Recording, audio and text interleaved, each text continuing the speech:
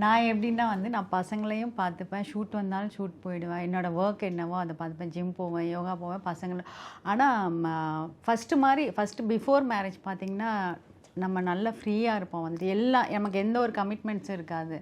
So work out எல்லாமே ஃப்ரீயாக நம்மளை நல்லா மெயின்டைன் பண்ணிவிட்டு ரொம்ப அழகாக எப்படி லைஃப்பை ஹாப்பியாக கொண்டு போகணுமோ அப்படி போயிட்டு இருந்தது. இப்போ வந்து கொஞ்சம் பசங்கள்லாம் இருக்காங்க இல்லையா, ஸோ அவங்களுக்கு பார்க்க வேண்டியதாக இருக்குது. ஸோ அவங்க பசங்களை பார்க்கணும், டியூஷன் கூப்பிட்டு போகணும், ஸ்கூலுக்கு கொண்டு போய் விடணும்.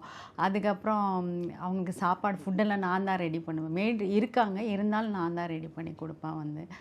அதுக்கப்புறம் என்னோடய ஒர்க்கு யோகா, ஜிம், அதுக்கப்புறம் ஷூட்டிங் போகிறது எல்லாமே நான் பார்த்துப்பேன் வந்து. ஆனால் பேலன்ஸ்டாக வந்து பார்த்துப்பேன்.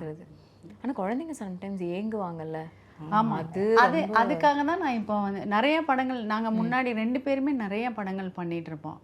இப்போ எப்படின்னா வந்துட்டு ரொம்ப செலக்டிவாக இந்த படம் மிஸ் பண்ண வேண்டாம், பண்ணலாம் அப்படின்னு சொல்லிட்டு ரொம்ப செலக்டிவாக தான் பண்ணுவோம். அது சேம் பசங்க கூட இருக்கிறதுனால வந்து இப்போ நிறைய படங்கள் கமிட் பண்ணிக்கிறது இல்லை வந்து. ஓகே, ஒரு படம் 2 படம் நல்ல படங்கள் வந்துட்டு வந்ததுன்னா கேட்டாங்கன்னா பண்ணி கொடுப்போம்.